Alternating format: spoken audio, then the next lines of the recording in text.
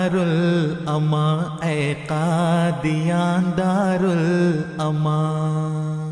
The annual convention of the Ahmadiyya Muslim community in Qadian, India, will inshallah be taking place from the 27th to the 29th of December 2024.